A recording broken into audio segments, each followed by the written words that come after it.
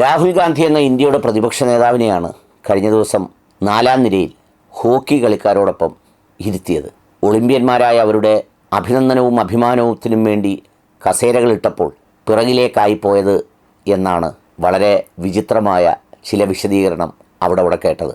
കസേര എവിടിട്ടാലും കഴിഞ്ഞ 50 ദിവസം കൊണ്ട്, വെറും 50 ദിവസം കൊണ്ട് ഒരു പ്രതിപക്ഷ നേതാവ് എന്നുള്ള നിലയിൽ രാഹുൽ കടന്നുപോയ വഴികൾ, ഏറ്റെടുത്ത വിഷയങ്ങൾ, സഞ്ചരിച്ച ദൂരം, അതൊക്കെയും പ്രധാനമാണ്.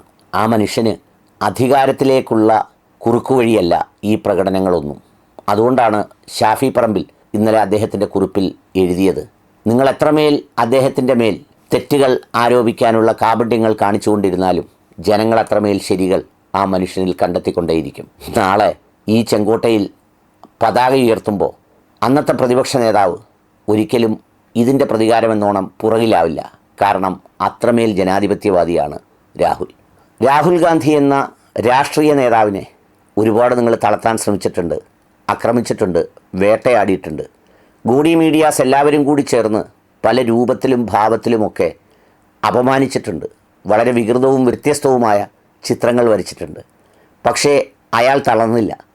അയാൾ നടന്നത് ഈ രാജ്യത്തിൻ്റെ തെരുവീതികളിലൂടെയാണ്. അയാളിൽ ഇന്ത്യൻ ജനതയ്ക്ക് വിശ്വാസമുണ്ടായി. അവരദ്ദേഹത്തോടൊപ്പം നിന്നു. മറ്റാരിലും കാണാത്ത സത്യസന്ധത രാഹുലിലുണ്ടെന്ന് ഇന്നും വിശ്വസിക്കുന്നു. പ്രതിപക്ഷം മാത്രമല്ല, എതിർത്ത് വോട്ട് ചെയ്തവർ പോലും അത് ഉള്ളിൽ അംഗീകരിക്കുന്ന ഒരു യാഥാർത്ഥ്യമാണ്. അതെ, അയാൾ വേറിട്ടൊരു മനുഷ്യനാണ്. അദ്ദേഹത്തെയാണ് ചെങ്കോട്ടയിൽ നിങ്ങൾ 4-ാം നിരയിലേക്ക് കൊണ്ടിരുത്തിയത്. ഒരു പ്രതിപക്ഷ നേതാവെന്നുള്ള നിലയിൽ കഴിഞ്ഞ 50 ദിവസങ്ങൾക്കിടയിൽ അദ്ദേഹം സന്ദർശിച്ചത് 9 സംസ്ഥാനങ്ങളാണ്. ഇന്ത്യൻ പ്രധാനമന്ത്രി ഇപ്പോഴും മണിപ്പൂർ സന്ദർശിച്ചിട്ടില്ല. അദ്ദേഹം 9 സംസ്ഥാനങ്ങൾ ഒരു പ്രതിപക്ഷ നേതാവെന്നുള്ള നിലയിൽ ജനങ്ങളുടെ പ്രയാസങ്ങൾ കേൾക്കാൻ, കഷ്ടപ്പാടുകൾ കാണാൻ, അത് മനസ്സിലാക്കാൻ, അടുത്തറിയാൻ അദ്ദേഹം സന്ദർശിച്ചുകൊണ്ടേയിരുന്നു. ഈ 50 ദിവസങ്ങൾക്കിടയിൽ 25 വ്യത്യസ്ത സാമൂഹ്യ വിഭാഗങ്ങളുമായി അദ്ദേഹം കൂടിക്കാഴ്ച നടത്തി. അതിൽ തൊഴിലാളികളുണ്ട്, കർഷകരുണ്ട്, ലോക്കോ പൈലറ്റ്സ് ഉണ്ട്, നീറ്റ് എഴുതിയ സ്റ്റുഡൻസ് ഉണ്ട്. അങ്ങനെ അടക്കം നിരവധിയായ സാമൂഹ്യ വിഭാഗങ്ങളുമായി അദ്ദേഹം അടുത്തിടപഴകാനും അവരെ അറിയാനും അവരെ മനസ്സിലാക്കാനും ഒക്കെ ശ്രമിച്ചുകൊണ്ടേയിരുന്നു. തീർന്നില്ല. ഇന്ത്യൻ പാർലമെൻറ്റിൽ ഈ 50 ദിവസങ്ങൾക്കിടയിൽ കിട്ടിയ അവസരങ്ങളൊക്കെ ഉപയോഗപ്പെടുത്തി 9 പാർലമെൻറ്റ് പ്രസംഗങ്ങൾ അദ്ദേഹം നടത്തുകയുണ്ടായി. വിവിധ വിഷയങ്ങളെക്കുറിച്ച് ആഴത്തിലുള്ള പ്രസംഗങ്ങൾ, വലിയ ചർച്ചയാക്കപ്പെട്ട പ്രസംഗങ്ങൾ. അത് നടത്തുന്നതിലും രാഹുൽ ഗാന്ധി എന്ന പ്രതിപക്ഷ നേതാവ് ഉണ്ടായിരുന്നു. തീർന്നില്ല.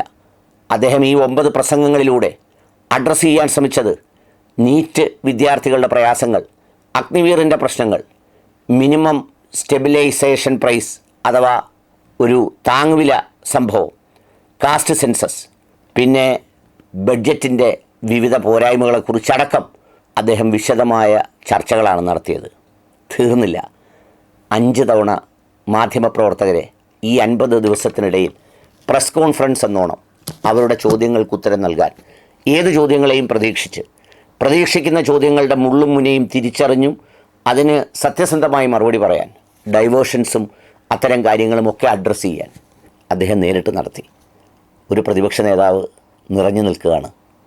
9 സംസ്ഥാന സന്ദർശനങ്ങളും 25ഓളം ഇൻറ്ററാക്ഷൻസും 9ഓളം പാർലമെൻറ്റ് പ്രസംഗങ്ങളും 5ഓളം പ്രസ് കോൺഫറൻസും ആവുമ്പോൾ ഇത്രയും വൈവിധ്യപൂർണമായ ഒരു രാജ്യത്തിൻ്റെ ഒരു പിടി മണ്ണ് വാരിയെന്നോണം അതിൻ്റെ ഒരു റൈറ്റ് സാമ്പിളിംഗ് മോഡിൽ ഏതാണ്ട് 50 ദിവസം രാഹുൽ നിറയെ ഉണ്ടായിരുന്നു.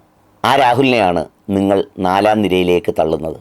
ജനാധിപത്യത്തിൽ നമ്മൾ സാധാരണ സയൻസിലൊക്കെ പറയുന്നത് പോലെ എല്ലാ പ്രവർത്തനങ്ങൾക്കും തുല്യവും വിപരീതവുമായ ഒരു പ്രതിപ്രവർത്തനം ഉണ്ടാകുമെന്ന് പറയുന്നത് പോലെ ആ തള്ളിൽ നിങ്ങൾ അതിനേക്കാൾ ഇരട്ടി ദൂരത്തിലേക്ക് തള്ളപ്പെടുന്നു എന്നത് മറക്കാതിരിക്കട്ടെ.